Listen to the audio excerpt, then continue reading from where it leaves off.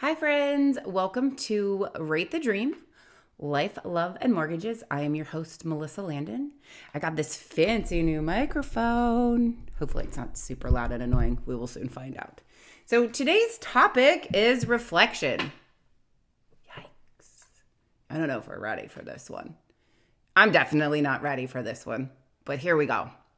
So the definition of reflection, I can't talk today, is serious thought or consideration. Okay, so when we reflect, you can reflect on whatever it may be, your personal life, your parenting skills, your job, a level of friendship, an employee, employer. There's lots of things you can reflect on, right?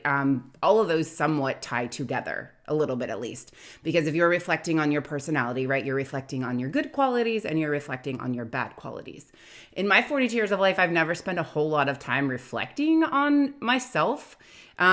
Over the years of different things that I've gone through, I have looked at them and rearranged or evaluated how I got there and how not to get there again. But I've never really sat down and done a whole lot of self-reflecting because I was perfect and I didn't need to self-reflect. Not really, but I guess in my brain. So story time. About a year ago, there was a very heated discussion that was being had with myself and someone that I care very deeply about. And I was trying to express my feelings, and this person was also trying to express their feelings.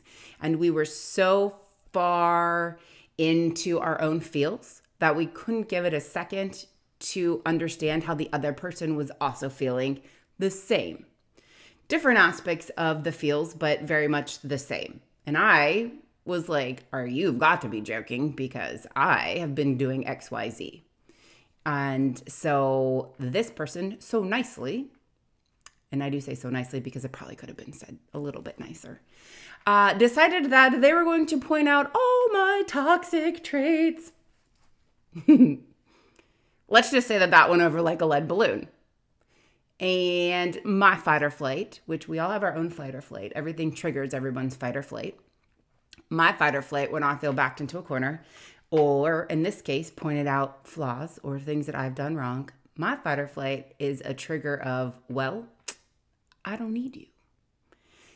And guess what? You're never going to leave my life anyways. And you're probably listening to that going, oh God, girl, did you really say that? Yeah. And in the moment, wholeheartedly in that moment, I meant it. I totally meant it. Because here I am, working my butt off, raising babies, doing a marriage, doing life, succeeding at all of these things. So how could I possibly be that? And it took me a few days. Let's just say the conversation ended and wasn't great. And it took me a few days, and I was like, why would this person say these things to me? Why would that be said? And I sat quietly by myself, and I really thought really long and hard, and I went, oh my God. Good Lord, I prayed. I am those things, right? I have those moments. I'm very stubborn. I'm very opinionated. It's my way, or not that you're always wrong, but it's just, this is the only way I know how to do it. So this is what I like to do because I know that this will work, or I know that this is successful in this way if you do it this way. So it's not, let me control the situation as much as my brain doesn't like to fly by the seat of my pants. I like to be a planner and have a plan. And I was also extremely miserable with myself.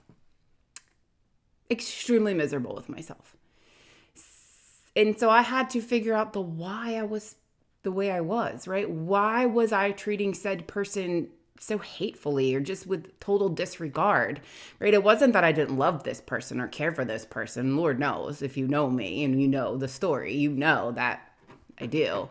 So I had to take a long, hard look at myself and be like, girl. So for me, there was a lot of self-reflecting. My biggest gripe, my biggest issue was with myself.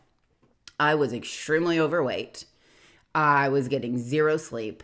I was full speed ahead with my career, with my kids, with my marriage, and I was unhappy with myself. Not for any of those things, but for me and myself internally, right? And if you've got 5 pounds, 100 pounds, 50 pounds, it doesn't matter.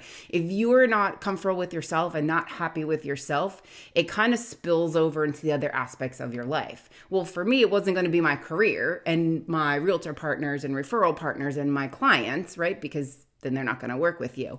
And it wasn't necessarily going to be my children, even though they got some of the ugly as well. It was my partner.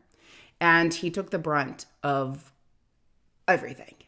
And I think for a long time, it was very much okay, right? Like it was fine. It was. And then after a while, it becomes obnoxious.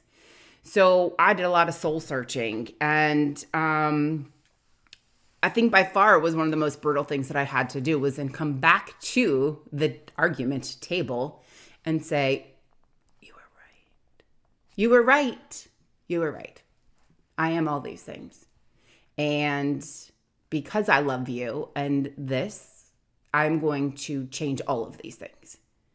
And of course, the laugh came, right? Like, okay, yeah, sure, whatever. We've heard this before, blah, blah, blah. And I did. I reflected on who I had become as a person, what my partner thought of me, what my coworkers thought of me, what my children thought of me, what my friends thought of me. And again, it's not necessarily being the overweight factor because everyone's like, oh, you were so beautiful. That's fine. This is not a who's beautiful or who's not beautiful. But if you're not happy with yourself, it reflects on everybody around you. And most importantly, the people that you care about and love about the most and see you every single day. I think the best thing I ever did in my adult life was take a minute and pause and just do some digging, deep down digging of, okay, what is it that is bothering me? How can I fix it? How can I move forward? How can I change it? And how can I never go back to that? So I jumped on a nutrition plan, okay, and I started walking every single day. And in my walks, I did my thoughts and how I'm going to change my life. And I did. I did. But it didn't work. It didn't work.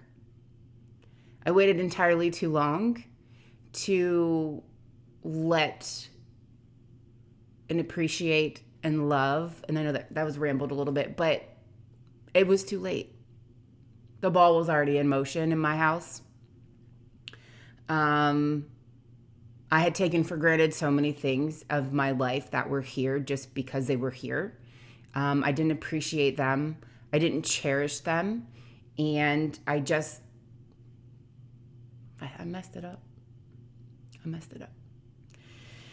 So, but one thing I have learned from therapy and reflecting and lots of note taking, I feel like if you take notes, it's easier to put your words on paper. If I could sit here and read my journals, I feel like that would be easier for you to follow along. But no amount of guilt can change the past, and no amount of anxiety can fix the future, right? So life is not about who you once were. It's about who you are now and who you have the potential to be.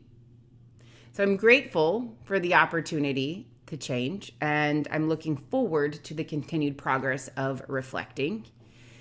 And I hope that you guys can do the same, right? It's not really a good look. Now, yes, you can reflect, and there's lots of great things. There's lots of great qualities that everybody has, but sometimes self-reflecting is seeing the flaws and being able to figure out what they are and how you move forward and change them.